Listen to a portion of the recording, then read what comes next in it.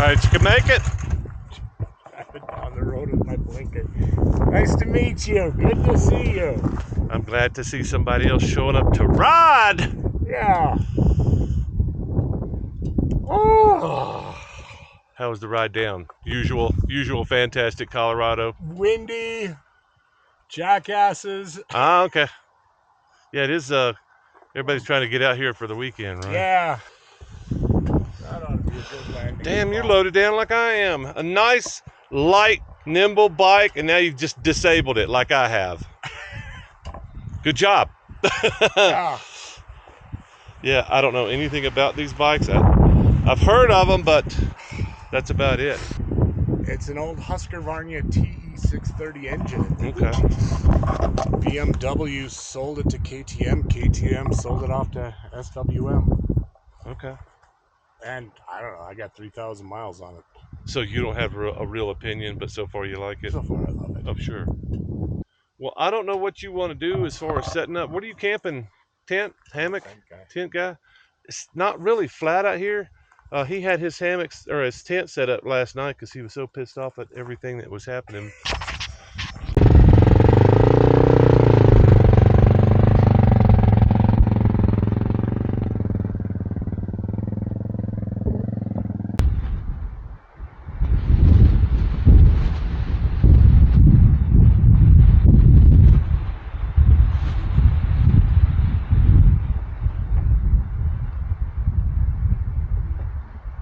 It's a rutted out, washout road on his Indian, and to top it all off, he brings an unboxed Haven. This is a factory sealed box from Haven. So he's never opened the box, he's never touched his Haven, and he's coming here for the pleasure of my instruction with a beautiful backdrop. That's really where nice. His Haven is going, in between those two trees. So we're gonna get that right now. Daddy don't sleep uncomfortably.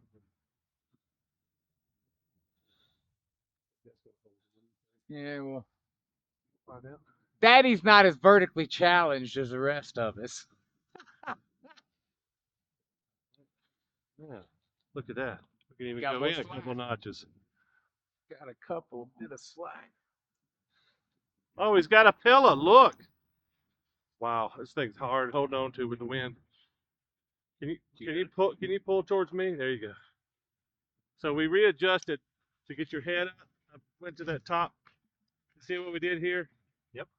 Went from down here up here because I want your head above your feet. Nice. So now there is nobody that's going to tell me whether this is right or not besides you. You're the only one. You got something in your pocket that's going to poke the mattress? Try to get your butt in the center. Try to get your butt. There you go. Why are you swinging? Are you trying to have fun?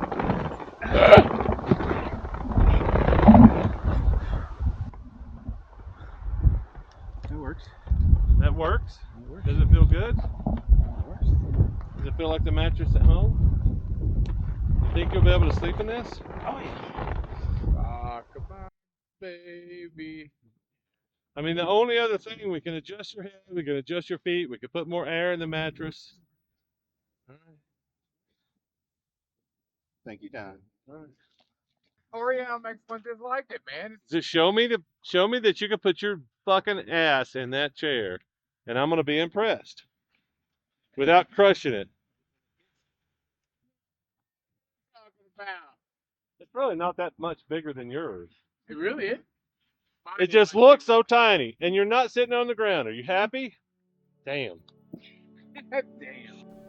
After a nice evening around a campfire and a nice pleasant sleep, we all gathered the next morning after the sun came up and started warming things up and headed out to Pavement for a trip through the mountains.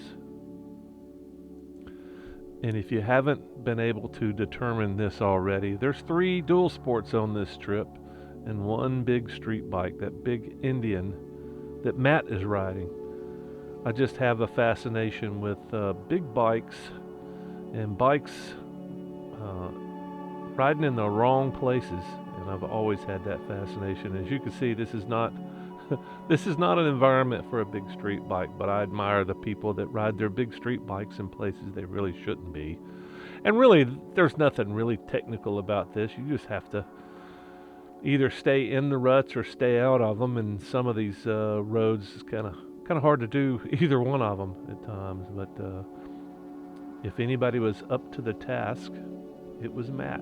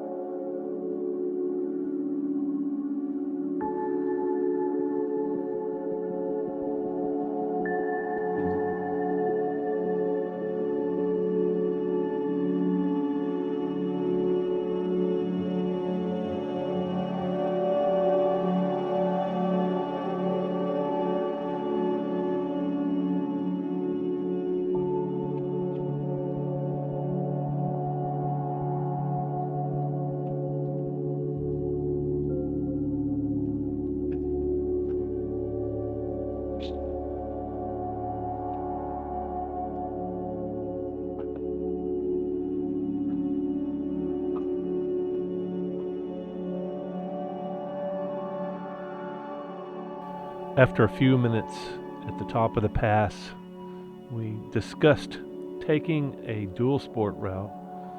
I believe it was the Colorado BDR section of it.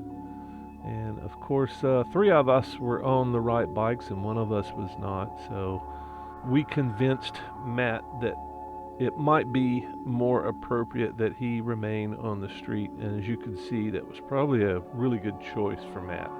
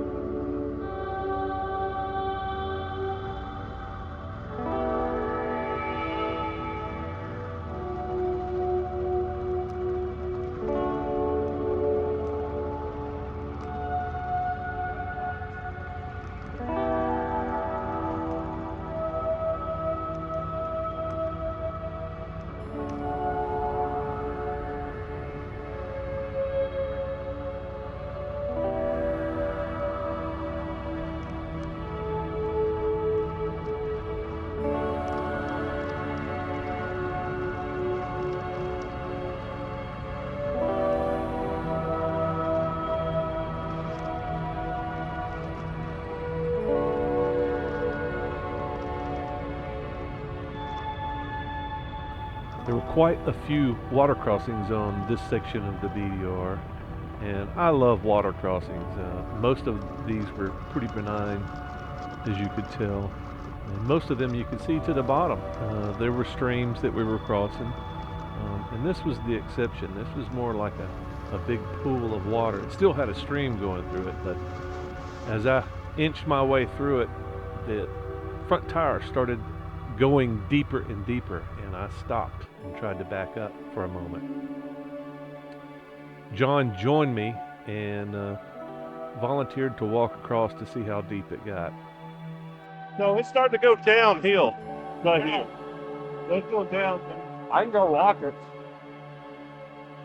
And of course, as John made his way across the creek, I noticed that its head never disappeared. I don't think it ever got close enough to his knees, but this was not my motorcycle, and I didn't want to be the guy that sunk it and hydro-locked somebody else's motorcycle. So I chose the wiser path, and the stones in here were pretty rugged too. They were pretty big.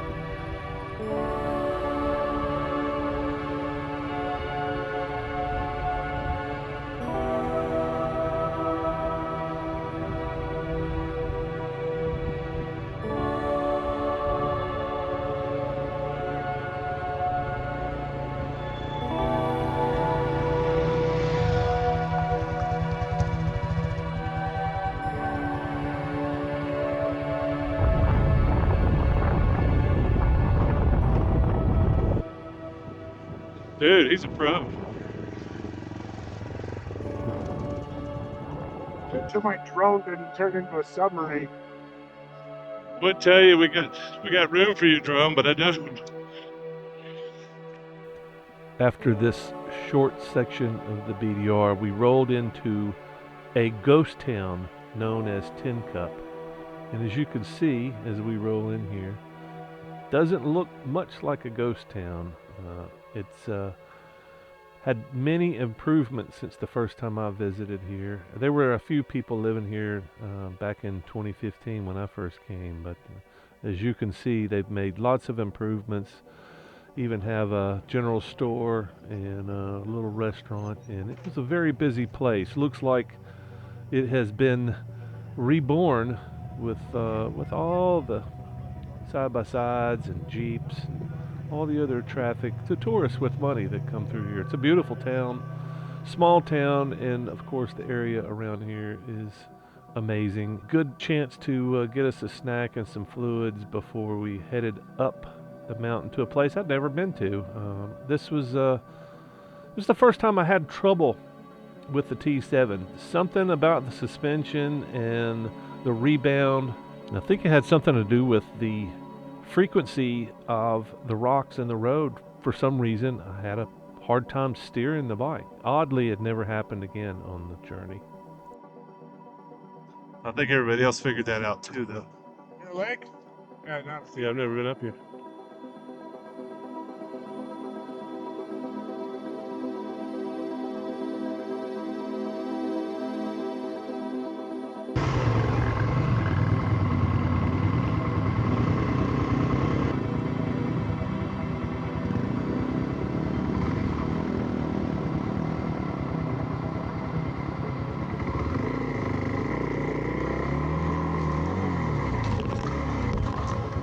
Yeah, I'm kind of in a bad spot right now, man.